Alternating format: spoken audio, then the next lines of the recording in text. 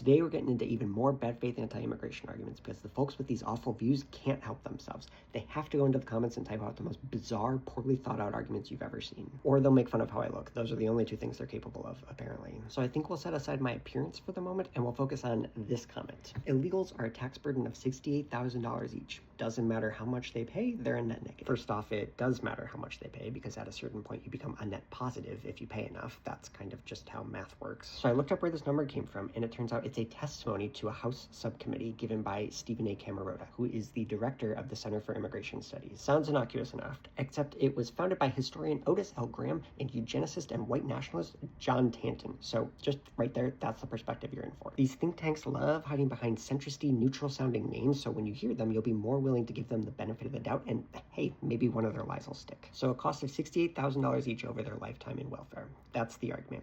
And how these hacks get there is by essentially making up numbers and calling it an estimation. And some of the examples they give of illegal immigrant welfare use are their US-born children, also known as legal citizens, getting lunch at school, their children, who are citizens, being able to go to school, which is rich coming from these guys who earlier in this exact same testimony complained that immigrants have a lower education level, food stamps, and oh look, Medicaid and subsidized housing like Section 8. Amazing. So they seem to really hate the idea of immigrants having food since that comes up a lot throughout this diatribe. But if you'll notice, Medicaid and Section 8 housing are both being included for some reason. Except I just did a video about how only green card holders, refugees, and asylum seekers are even eligible for those. So that throws everything in this testimony about illegal immigrants out the window because they're including people following the legal process in their designation of illegal immigrants. They get to just say this, and then I get this commenter mindlessly parroting their made-up claims. In total, they're claiming illegal immigrants receive $42 billion in benefits a year. If you'll recall from one of my previous videos, in 2022, undocumented immigrants paid $96.7 billion in taxes, including $59.4 billion to the federal government. And yet Stephen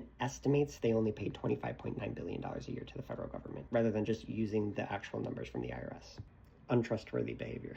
Not to mention their labor and their contributions to the GDP, which even this extremely biased source admits to them helping the economy in that way to the tune of $321 billion, which it tries to immediately downplay by saying most of the increased economic activity just goes directly to them individually in the form of wages. Okay, and what do people do with their wages? Specifically, what do poor people do with their wages? Do they maybe spend them? Support small businesses and the economy as a whole? Do we think maybe they do that? You know who doesn't do that? Yes, the billionaires. Yep, you knew it was coming. You know what benefits they get? Direct lines to politicians who can shape legislation to suit them. Immigrants trying to have a meal and get an education aren't doing that. They're minding their own business.